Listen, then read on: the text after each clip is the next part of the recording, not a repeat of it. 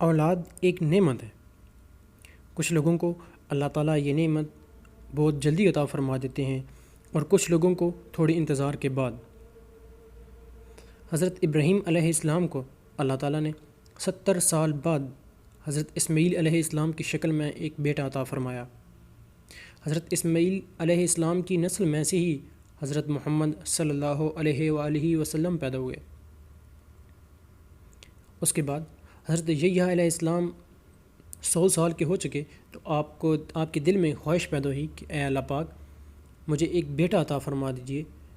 آپ بزرگ ہو چکے تھے، اس عمر میں بیٹا ہونا ممکن نہیں تھا، مگر آپ نے اللہ تعالیٰ سے دعا کی تو اللہ تعالیٰ نے آپ کو ایک بہت ہی پرہیزگار اور نیک بیٹا عطا فرمایا۔ یہ سب بیان کرنے کا مقصد یہ تھا کہ مایوسی کفر ہے۔ آپ مایوس نہ ہو، اللہ تعالیٰ آپ کو نیک اور صالحہ اولاد عطا فرمائیں گے۔ یہ اولاد ہی ہوتی ہے جو ماں باپ کے نام اور کام کو آگے لے کر چلتی ہے۔ حضرت آدم علیہ السلام کی اولاد ہی تھی جس کی وجہ سے آج ہم ہیں، یہ دنیا ہے، یہ سب کچھ ہے۔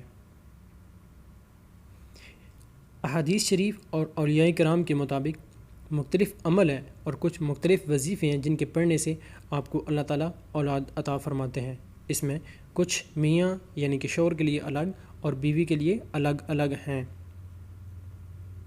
شوہر کو چاہیے کہ وہ زیادہ سے زیادہ دعا کرے، مثلا جمعے والے دن جب 2 خطبوں کے درمیان یعنی خطبے کے دوران جو تھوڑا وقف ہوتا ہے 10 سیکنڈ کا، اس کے دوران اسے دعا مانگنی چاہیے۔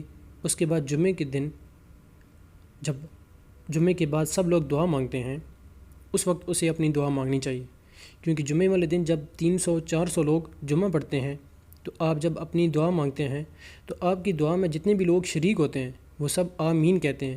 یعنی کہ اگر آپ دعا کرتے ہیں کہ اے اللہ پاک مجھے بیٹا عطا فرما، تو آپ کے ساتھ جو 400 لوگ ہوتے ہیں تو وہ بھی جب دعا مانگتے ہیں تو آمین کہنے سے اللہ تعالیٰ کسی نہ کسی کی دعا کو قبول فرماتے ہیں۔ عورت کے لیے یعنی کہ بیوی کے لیے بھی مختلف عمل اور وظیفے ہیں۔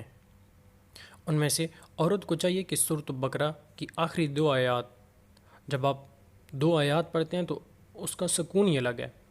سورۃ بقرہ کی آخری 2 آیات کا حکم دیا گیا ہے کہ اپنی عورت یعنی کہ اپنی بیوی کو یہ یاد کرواؤ۔ تو ہر عورت کو چاہیے جو اولاد کی خواہش رکھتی ہو، نیک اور خوبصورت اولاد کی، تو وہ سورۃ بقرہ کی آخری 2 آیات کی تلاوت کیا کرے۔ اس کے بعد نبی کریم صلی اللہ علیہ وآلہ وسلم پر درود و شریف بہت زیادہ پڑھا کریں۔ شوہر یعنی میاں کو بھی چاہیے کہ وہ حضرت محمد صلی اللہ علیہ وآلہ وسلم کی ذات پر درود و شریف پڑھا کریں۔ عورت کو چاہیے کہ وہ نیک ہو۔ اس کے علاوہ جو ایک بہت زیادہ بات کا حکم ہوا ہے وہ ہے کہ نیک عمل کرنا، یعنی کہ آپ صدقہ خیرات کیا کریں، لوگوں میں کوئی چیز تقسیم یہ کریں، یا پھر غریبوں میں کا خیال رکھا کریں، جن کی اولاد ہے ان کا خیال رکھیں۔ اولاد کا نہ ہونا اس کا یہ ہرگز مطلب نہیں ہے کہ اللہ تعالیٰ کی ذات آپ پر ناراض ہے یا پھر آپ مایوس ہو جائیں، اور نہ ہی اس کا یہ مطلب ہے کہ آپ میں کوئی خرابی ہے، یعنی آپ میں بیماری ہے یا کسی چیز کی کمی ہے۔ اللہ تعالیٰ نے ہر انسان کو مکمل اور پورے طریقے سے بنایا ہے، یعنی کہ خدا کی ذات ہر عیب سے پاک ہے۔